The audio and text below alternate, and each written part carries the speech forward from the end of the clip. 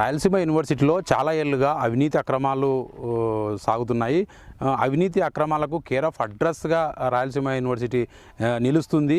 దీన్ని రూపుమాపేందుకు ఎవరు యాక్షన్ తీసుకుంటడం లేదు అని చెప్పి బీమార్మీ రాష్ట్ర కన్వీనర్ విజయభాస్కర్ ఉన్నత విద్యామండలికి యూజీసీకి కంప్లీట్ ఇచ్చినటువంటి పరిస్థితి కనబడుతుంది. ప్రస్తుతం విజయభాస్కర్ మనతో ఉన్నారు. ఆయనతో మాట్లాడి యూనివర్సిటీలో జరుగుతున్నటువంటి వ్యవహారాల మీద అడిగి తెలుసుకుందాం. అన్న నమస్తే. ఏమి అసలు మీరు యూజీసీకి కంప్లైంట్ ఇవ్వడానికి గల కారణం ఏంటి? కర్నూలు జిల్లా నందు ప్రతిష్టాత్మకంగా నెలకొనబడింది రాయలసీమ యూనివర్సిటీ. ఈ రాయలసీమ యూనివర్సిటీ నెలకొనబడడానికి కారణం మెయిన్గా విద్యార్థుల పోరాటము, మేధావుల పోరాటం వల్ల రాయలసీమ యూనివర్సిటీ మనకు ఏర్పడింది. రాయలసీమ ఏర్పడినప్పటి నుంచి మొట్టమొదటి రిజిస్టర్గా విధులు చేపట్టిన ప్రొఫెసర్ ఎన్టీకే నాయక్ గారు చేసిన అవినీతి అక్రమాలకు అంతులేనట్లు పోయింది. దానిపైన గతంలో సిబిసిఐడి మరియు విజిలెన్స్ అండ్ ఎన్ఫోర్స్మెంట్ డిపార్ట్మెంట్లో కూడా కేసులు ఆయన పైన నమోదు చేయడం జరిగింది. ఆ కేసులు నమోదు చేయడం వల్ల దర్యాప్తు పూర్తయి ఉన్నత విద్యామండలికి ఆదేశాలు నివేదిక సమర్పించిన తర్వాత ఉన్నత విద్యామండలి ఆయనకు ఎటువంటి అడ్మినిస్ట్రేటివ్ పోస్టుల్లో కావచ్చు, ఫైనాన్షియల్ డిపార్ట్మెంట్లో కావచ్చు ఎటువంటి పదవులకు అర్హుడు కాదని ఆ రోజే ఆదేశాలు జారీ చేస్తూ ఆయన పైన వేటు వేయడం జరిగింది. ఏ సంవత్సరం 2016 సంవత్సరంలో ఆయన పైన వేటు వేయడం జరిగింది. ఓకే.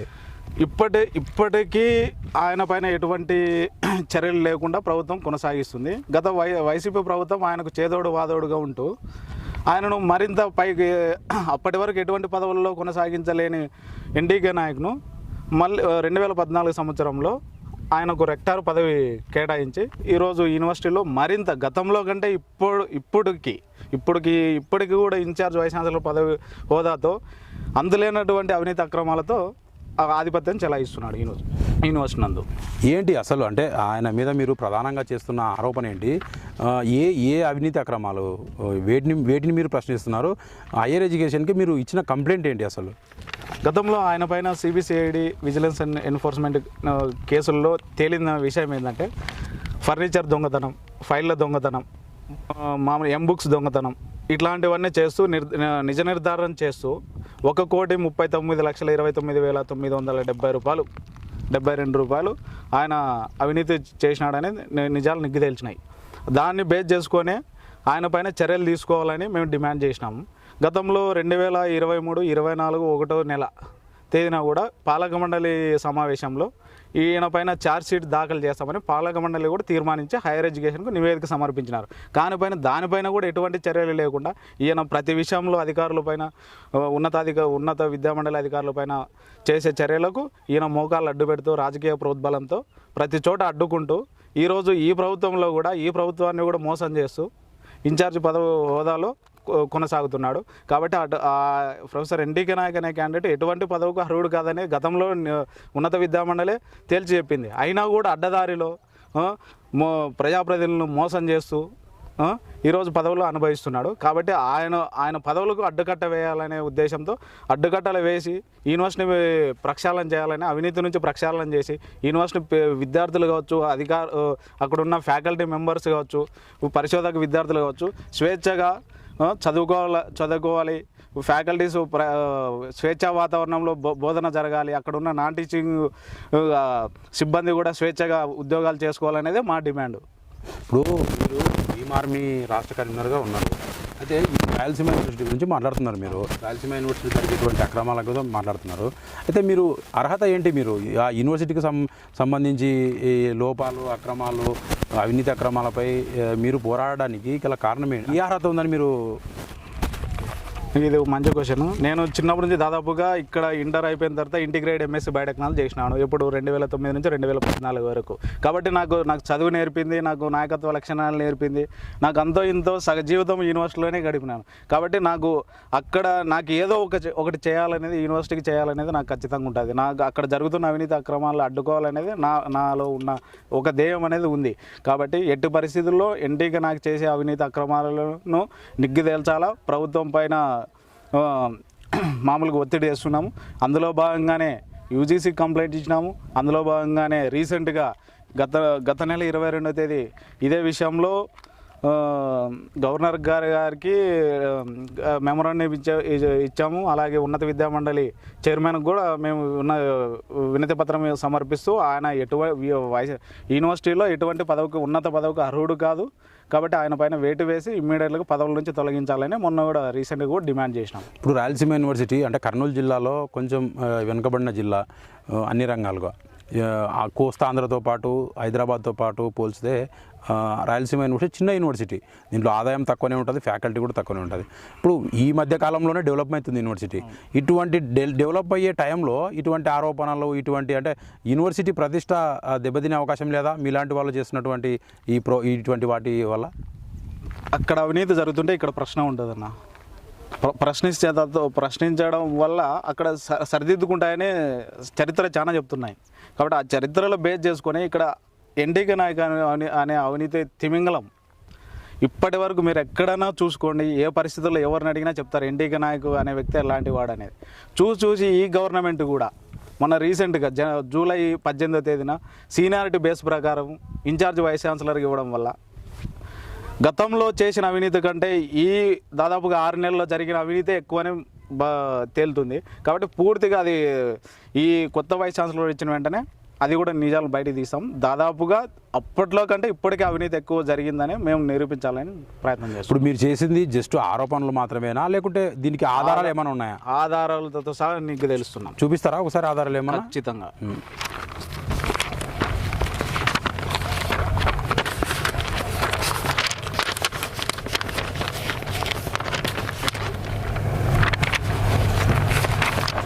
గత సంవత్సరం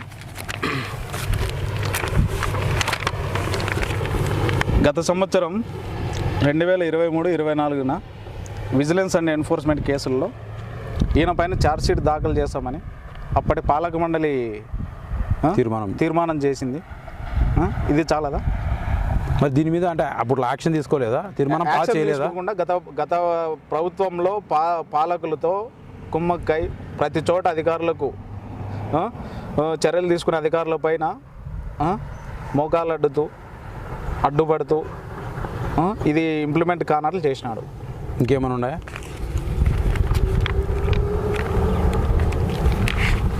దీనికి సంబంధించి ఎటువంటి ఆర్టీఐ అడిగినా కూడా ఇవ్వట్లేదు ఇంతవరకు. ఇంకా ఈ సమాచారం కోసం, ఆ కేసులో సమాచారం కోసం అడిగినా ఇప్పటి వరకు అధికారికంగా నాకు ఆర్టీఐ ఇవ్వలేని పరిస్థితి. ఇదేంటి? ఇది కూడా అక్కడ ఉన్న జరుగుతున్న అక్రమాల గురించి. యాక్చువల్గా ఆయన వైస్ ఛాన్సలర్గానే విధులు చేపట్టిన తర్వాతనే ఆగస్టు 19, 2024 అడిగినా కూడా ఇప్పటివరకు ఇవ్వలేని పరిస్థితి. ఇవన్నీ అక్రమాలు కాదు. గతంలో ఆయన చేసిన పైన అంటే ఇప్పుడేదో ఆరోపణలు చేస్తున్నారని కాదు, కానీ గతంలో కూడా 2020లో కూడా చేసినాం. మేము గతంలో ఎంఎస్ఎఫ్లో పనిచేసే వాళ్ళం. ఓకే. అప్పుడు కూడా చేసినాం. ఇది రీసెంట్గా గవర్నర్కు సమర్పించిన ఫైలు. ఓకే. ఇది చైర్మన్ గారికి, ఉన్నత విద్యాశాఖ మండలి చైర్మన్ గారికి సమర్పించిన ఫైలు.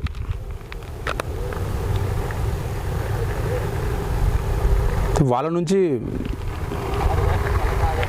నుంచి వచ్చిన రెస్పాన్స్ ఎలా ఉంది? వాళ్ళు మీకు ఏం హామీ ఇచ్చారు? హయ్యర్ ఎడ్యుకేషన్ వాళ్ళు కానీ గత నెల 22వ తేదీన చైర్మన్ గారిని కలవడం జరిగింది. ఆ కలయికలో ఏం జరిగిందంటే ఉన్నత విద్యామండలి చైర్మన్ గారు కూడా ఆయన పైన ఖచ్చితంగా వేటు వేస్తాం, ఖచ్చితంగా చర్యలు తీసుకుంటాం, మీకు అంతకంటే మంచి వైస్ ఛాన్సలర్లు పంపిస్తామని మాకు హామీ కూడా. గవర్నర్కి మీరు కంప్లైంట్ ఇచ్చారు కదా? మామూలుగా యూనివర్సిటీల వీసీల యూనివర్సిటీ వ్యవహారాలన్నీ గవర్నరే మెయింటైన్ చేస్తుంటారు. వైస్ ఛాన్సలర్ నియామకాలు అవన్నీ గవర్నర్ చేతిలోనే ఉంటాయి.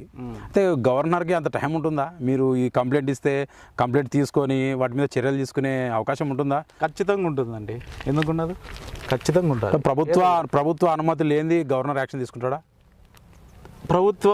ప్రభుత్వాన్ని ఈయన మోసం చేస్తూ పదవిలో కూర్చున్నాడు. ప్రభుత్వాన్ని యాక్చువల్గా ఈయనకి ఎటువంటి పదవికి అర్హుడు కాదు కదా. గతంలో 2016లో ఈయన పదవికి అర్హుడు కాదని ఇచ్చింది కదా. మళ్ళీ ప్రభుత్వాన్ని మోసం చేసినాడు కాబట్టి మేము ప్రశ్నిస్తే అది బయటపడుతుంది కదా. గతంలో కూడా మేము చేసే పోరాటం సీఎంఓ కూడా ఆరా తీసింది. గతంలో కలెక్టర్ కూడా బాధ్యతలు అప్పచెప్పింది ఇక్కడ చూసుకోమని. కానీ ఆ అధికారులు కూడా సీరియస్గానే ఉన్నారు. గతంలో మాకు వచ్చిన సమాచారం ప్రకారం ఇక్కడున్న local cluster university vice chancellor కావచ్చు, ఉర్దూ యూనివర్సిటీ వైస్ ఛాన్సలర్ కావచ్చు, వాళ్ళని కూడా ఇన్ఛార్జ్గా తీసుకోమంటే కూడా వాళ్ళు కూడా భయపడి దూరంగా ఉన్నారు. ఎందుకంటే ఎన్టీకే నాయక్ చేసే అరాచకాలు అట్లా ఉన్నాయని. కాబట్టి ఆ విధంగా మేము చేసే పోరాటంలో విజయం సాధిస్తామా లేదా సెకండరీ, కానీ మేమైతే ప్రయత్నం అయితే చేస్తాం. ప్రొఫెసర్ ఆయన మీకు ఈ సబ్జెక్టు బోధిస్తాడా? మాకేం సంబంధం లేదు. ఆయన ఎకనామిక్స్ డిపార్ట్మెంటు, నేను ఇంతకుముందు చదివింది ఎంఎస్సీ బయోటెక్నాలజీ, ఎంఏ ఇంగ్లీషు. మరి ప్రధానంగా అంటే మీ డిపార్ట్మెంట్ కాదు, ఆయన మీద ఎందుకు మీరు అంటే సుమారు ఒక 5 ఏళ్ళ నుంచి మీరు పోరాటాలు చేస్తూనే ఉన్నారు ఆయన మీద, ఏం కారణం ఏంటి? ఆయన వ్యక్తిగతంగా అయితే నాకేం లేదు. వ్యవస్థాగతంగా యూనివర్సిటీని అవినీతి అక్రమాలు లేకుండా ప్రశాంతంగా విద్యార్థులు చదువుకోవాలా, అక్కడ ఉన్న సిబ్బంది ప్రశాంతంగా ఉద్యోగాలు చేసుకోవాలా, అలాగే బయటకు వెళ్ళిన మెటీరియల్ అంటే మామూలుగా చదువు అయిపోయిన పిల్లలు కూడా ప్లేస్మెంట్స్లో కానీ అట్లాంటివి వెళ్ళాలి. ఆయనను నమ్ముకొని ఆయన విధానం ఏంటంటే కొంతమంది విద్యార్థులను రెచ్చగొట్టి, కొంతమంది అంటే అనుంగులుగా పెట్టుకొని రెచ్చగొడితే అక్కడ ఉన్న తనకు పడని వాళ్ళతో దాడులు చేపిస్తూ ఈ విధంగా చేస్తున్నాడు. ఆ విధంగా చాలామంది ఆయన కింద అంటే ఆయన అనుకూలంగా పనిచేసిన వాళ్ళు అంతా విద్యార్థులంతా ఈరోజు రోడ్ల పాలైనారు. ఆయనకు లోపల చదువుతున్నాడు అంటే ఆయన డిపార్ట్మెంట్ అనే కాదు, ఎవరైతే యాక్టివ్ ఉంటారో ఆయనకు ఆ పిల్లలకు వలేస్తాడు. అది ఆయన ఏ రకంగా మీకేం వలేసాడా, మీకేం ఏలేదా? మాకు కూడా గతంలో చేసినాడు. మంచి పనిని సమర్థించినాము, చెడును వ్యతిరేకిస్తున్నాము. ఇప్పటికి కూడా ప్రజెంట్ కూడా ఇది కూడా చెడు పనే ఆయన. కాబట్టి మేము మంచిని సమర్థించినాము, చెడులో వ్యతిరేకించుకుంటే వస్తున్నాం. ఏమన్నా అంటే మీరు ఏదన్నా డిమాండ్ చేశారా? మీ డిమాండ్స్ కానీ ఒప్పుకోలేదా? ఎందుకు మీరు ఆయన మీద ఈ పోరాటం? లేదు, ఆపే అవకాశం ఉందా? అసలు ఆపే ప్రసక్తి లేదండి. ఎందుకంటే మేమేం చేస్తున్నామంటే మా వ్యక్తిగత ఆరోపణలు కాదు, వ్యవస్థాగతంగా ప్రభుత్వమే ఆదేశాలు జారీ చేసింది. కానీ ప్రభుత్వం నిర్లక్ష్యం అంటే అక్కడక్కడ ఒడిదుడుగులు ఉండడం, అంటే అవి ఇంప్లిమెంట్ కాలేకపోవడము అనేది కొంతమంది రాజకీయ నాయకులు ఎంటర్ కావడం ఇట్లాంటివి జరిగిండొచ్చు. కానీ ఇప్పుడు ఆయన రాజకీయాలను కూడా శాసిస్తున్నాడు అని మీరే అన్నారు, ప్రభుత్వాలను కూడా శాసిస్తున్నాడు అని మీరే అన్నారు. మరి అటువంటి వ్యక్తి మీద మీరు పోరాటం చేస్తున్నారు, మీరు నెగ్గుతారా అనుకుంటున్నారా? ఖచ్చితంగా నెగ్గుతాం. ఎలా? ఎందుకంటే మేము పూర్తి ఆధారాలతోనే ఉన్నాం, అంటే నోటి మాటతో మామూలుగా ఆరోపించట్లేదు కదా. ఇప్పుడు ఇదే ఆధారాలు గత వైసీపీ హయాంలో ఉన్నప్పుడు మీరు ప్రొడ్యూస్ చేశారు కదా గవర్నమెంట్కి. అప్పుడు ఉన్నటువంటి ఉన్నత హైయర్ ఎడ్యుకేషన్ కానీ అప్పుడున్న మంత్రులకు కానీ చెప్పారు కదా. మరి అప్పుడు యాక్షన్ తీసుకోలేదు, ఇప్పుడున్న ప్రభుత్వంలో యాక్షన్ తీసుకున్నారు. మాకున్న నమ్మకం ఏంటంటే ఈ ప్రభుత్వం పైన అక్కడ గౌరవ విద్యాశాఖ మంత్రి లోకేష్ గారు కావచ్చు, వీళ్ళందరూ కావచ్చు, ఉన్నతంగా విశ్వవిద్యాలయాలను తీర్చిదిద్దుతారనే ఒక ఆశ ఉంది. ఈయన పైన వేటు వేయడంలో కూడా గతంలో ఒక ప్రాక్టికల్గా చూపించినారు. 2016లో ఈయన ఎటువంటి అడ్మినిస్ట్రేటివ్ పోస్ట్ కానీ ఫైనాన్షియల్ సెక్షన్లో డిపార్ట్మెంట్కి సంబంధించిన పోస్టులు కానీ అర్హుడు కాదని ఇదే తెలుగుదేశం ప్రభుత్వమే వేటు వేయడం. కాబట్టి అదే నమ్మకంతోనే ఈరోజు పోరాడుతున్నాం. అంతే తప్ప కూటమి ప్రభుత్వం మీకు న్యాయం చేస్తుంది. చంద్రబాబు గారు ఖచ్చితంగా ఆయన పైన యాక్షన్ తీసుకుంటూ ఆదేశాలు జారీ చేస్తారని కూడా మేము ఆశిస్తున్నాం. ఎందుకంటే విద్య పట్ల, యూనివర్సిటీ పట్ల చంద్రబాబు నాయుడుకి అమోఘమైన అనుభవం ఉంది. కాబట్టి ఇట్లాంటి చీడపురుగులు అయినటువంటి ఎన్టీకే నాయక్ లాంటి వాళ్ళని ఖచ్చితంగా ఈ యూనివర్సిటీ నుంచి వెలివేస్తాడని మేము అనుకుంటున్నాం. మీరు కూడా అంటే మీరు కూడా అంటే యూనివర్సిటీలో చాలామంది ఆయనను కూడా బ్లాక్మెయిల్ చేస్తుంటారు అని అంటారు కదా, మీరు కూడా ఏమైనా బ్లాక్మెయిల్ చేస్తున్నారా? మేము ఇంతవరకు ఎక్కడ బ్లాక్మెయిల్ చేయలేదండి. అవకాశాలు వచ్చినాయి, కల్పించాలని ప్రయత్నం చేసినారు, కానీ నేను ఎప్పుడు అలాంటి కుట్రకు పాల్పడలేదు. అలా పాల్పడింటే నేను కూడా ఆయన దగ్గర ఉండేవాడిని. ఏమైనా ఉద్యోగం కావాలనే మీకు? లేదు. ఇప్పుడు యూనివర్సిటీలో చాలా ఉద్యోగాలు అక్రమంగా చాలా మందిని ఉద్యోగస్తులుగా నియమిస్తారు. అట్లా మీరు ఏమైనా ఉద్యోగం కోసం అడిగితే మిమ్మల్ని కాదన్నారా? ఓకే, నేను దాదాపుగా యూనివర్సిటీలో ఉండబట్టి అంటే మ్యాక్సిమం ఒక 15 years దాకా అంటే ఆ పరిచయం ఉంది నాకు యూనివర్సిటీతో. నేను ఉద్యోగం కావాలంటే ఎప్పుడో తీసుకునేవాడిని, ఏదో విధంగా చేసుకొని. ఎవరినో మామూలుగా చేస్తారు కదా, బ్లాక్మెయిల్ చేస్తారు, ఇంకోటి మామూలుగా ఏదో ఒకటి చేసి అడుక్కోనైనా స్పెషల్ రిక్వెస్ట్ చేసుకుని చేసుకుంటారు. కాబట్టి నేనైతే ఎప్పుడు ఆశించలేదు. ఒకవేళ నాకు అవకాశం ఉండింది అనుకోండి, ఉన్నప్పుడు నా క్వాలిఫికేషన్ తగ్గట్టు నేను డిమాండ్ చేస్తా, ఖచ్చితంగా నేనైతే పొందుకుంటా అనేది ఉంది. ఒక్కడి వల్ల యూనివర్సిటీ బాగుపడుతుందా? ఒక్కడు పోరాటం చేస్తే యూనివర్సిటీ బాగుపడుతుందా? మీలాంటి వాళ్ళు ఎంతమంది ఉన్నారు యూనివర్సిటీలో ఆయన మీద పోరాడడానికి? ఒక్కని వల్ల పోరాడితే అయిపోతుందా అంటే ఖచ్చితంగా ఒక్కరి నుంచే స్టార్ట్ అవుతుంది ఏదైనా కానీ. ఇప్పుడు ఒక్కని వల్ల కూడా కాదంటే వ్యవస్థ నాశనం అవుతుంది కదా. ఈరోజు ఉన్న పరిస్థితి అదే రాయలసీమ యూనివర్సిటీలో. ఇప్పుడు నాకెందుకని నేను కూర్చున్నాను అనుకో, వ్యవస్థ నాశనం అవుతుంది, రేపొద్దున భవిష్యత్ తరాల్లో ఉండవు. ఈ రోజుకి ఇప్పటికే దాదాపుగా యూనివర్సిటీలో అసలుకి అధికారులు పనిచేయట్లేదు, విద్యార్థులకు చదువుకు దూరం అవుతున్నారు. కాబట్టి ఇవన్నీ కొరబడుతున్నాయి. కాబట్టి కూటమి ప్రభుత్వం అనేది, అలాగే చంద్రబాబు నాయుడు కావచ్చు, లోకేష్ గారు కావచ్చు, ఖచ్చితంగా స్పెషల్ ఫోకస్ పెట్టి రాయలసీమ యూనివర్సిటీ పైన పెడితే తప్ప ఈ యూనివర్సిటీ అభివృద్ధి పథంలో నడవదు. మ్యాక్సిమం మీ అంచనా ప్రకారం ఎన్ని కోట్ల అవినీతి జరిగింది అనుకుంటున్నారు? దాదాపుగా గతంలో తేల్చిందైతే 4 crores అన్నారు గతంలో. ఇప్పటికి ఈ 6 నెలల్లో అంతకంటే ఎక్కువ డబుల్ జరిగిందని నేను అనుకుంటున్నా. ఎలా? ఎందుకంటే వడ్డించేవాడు మనవాడైతే ఇప్పుడు వడ్డనే ఆయనకి ఇచ్చినారు, ఎవరికి ఎన్టీకే నాయక్, ఒక వైస్ ఛాన్సలర్. కాబట్టి ప్రతిదీ ఆయన చేతిలోనే ఉంటుంది. అంటే యూనివర్సిటీ స్టార్ట్ అయినప్పటి నుంచి ఆయన ఇక్కడే ఉన్నాడు అంటున్నారు కదా మీరు. ట్రాన్స్ఫర్లు ఏం లేవు ఆయనకి ఎక్కడ ట్రాన్స్ఫర్? ఎందుకు అంటే యూనివర్సిటీలో ఎక్కడ ఇవ్వరు కదా.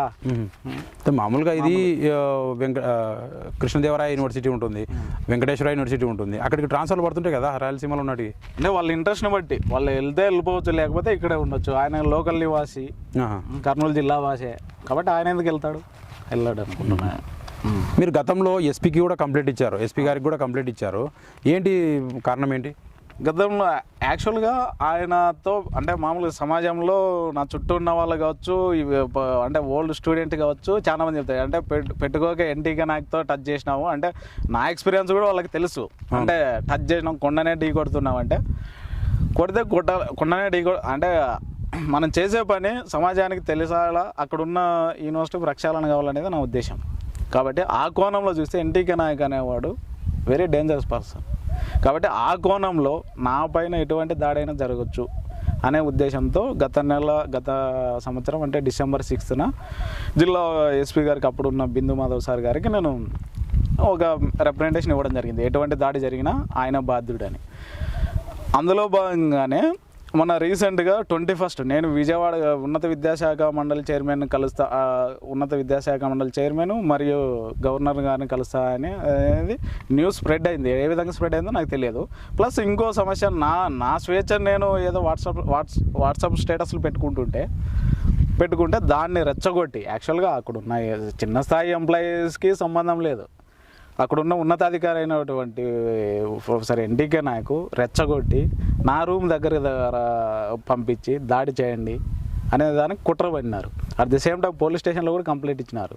కంప్లైంట్ ఇస్తే కూడా నేను కూడా ఎస్పీకి గతంలోనే ఇచ్చినా కదా, ఇస్తే అక్కడున్న సిఐ గారు, అక్కడున్న సిబ్బంది కావచ్చు, పోలీస్ సిబ్బంది కావచ్చు, అసలుకి అంటే ఆ పిల్లోడు అధికారి కాదు కదా మీకు జీతాలు ఇవ్వడము, ఇట్లాంటి చెప్పేసి మీకు సంబంధం లేదు, ఆ పిల్లోడు ఫైట్ చేస్తున్నాడు కాబట్టి మీకు ఆ పిల్లోడికి సంబంధం లేదు, మీ పని మీరు చేసుకోండి అని చెప్పి పంపించాడంట. అప్పటి నుంచి నాకు ఎటువంటి అంటే పోలీస్ డిపార్ట్మెంట్ కాల్స్ కానీ ఇంకోటి కానీ రావట్లే.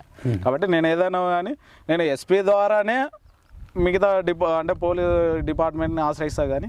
కాబట్టి ఎన్టీకే నాయక్ మీద ఆరోపణలు చేస్తూ నాకు ఎన్టీకే నాయక్ నుంచి రక్షణ కావాలనేది ఎస్పీ గారికి అయితే నేను కోరడం అయితే నిజమే.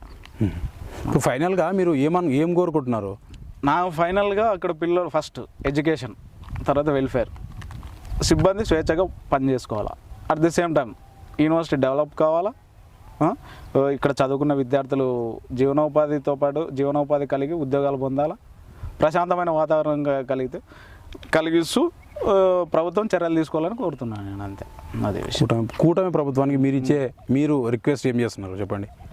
కూటమి ప్రభుత్వానికి ఈరోజు అన్ని శాఖల్లో కంటే విద్యాశాఖకు ఎక్కువ నిధులు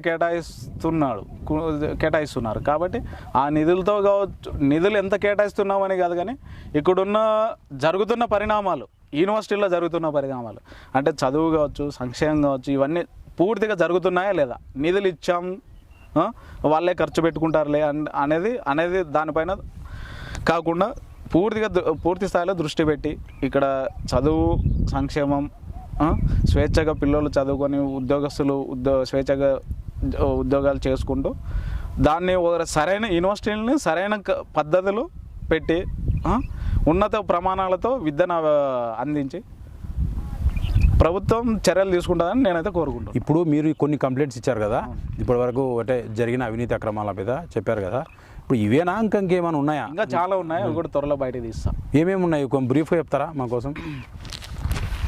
మొన్న ఆయన విధులు చేపట్టినప్పటి నుంచి చాలా వర్కులు చేయించినాడు, పూర్తి స్థాయిలో తెలియదు. ఇప్పుడు నేను అక్కడ యాక్చువల్గా యూనివర్సిటీలో విజిలెన్స్ ఏముండదా?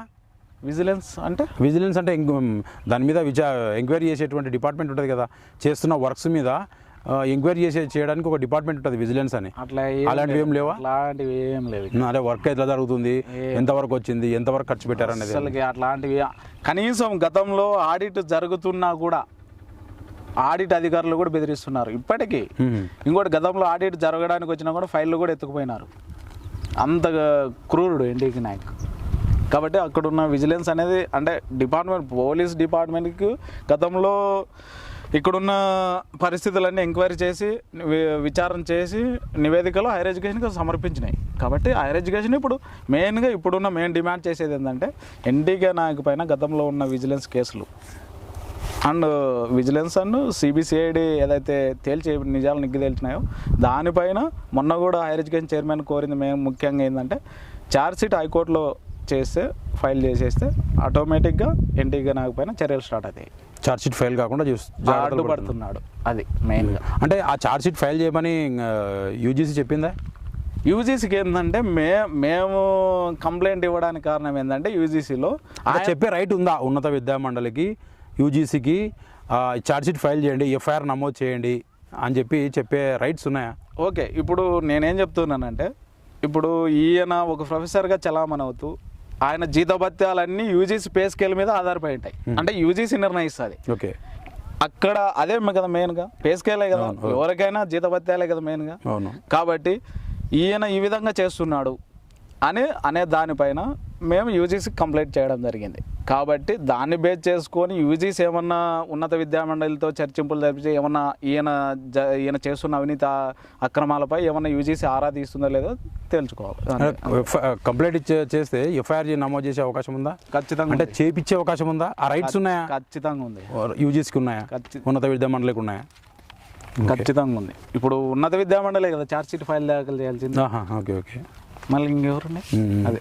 ఓకే, థ్యాంక్ యూ మీరు మీ సమయం మా కోసం కేటాయించినందుకు.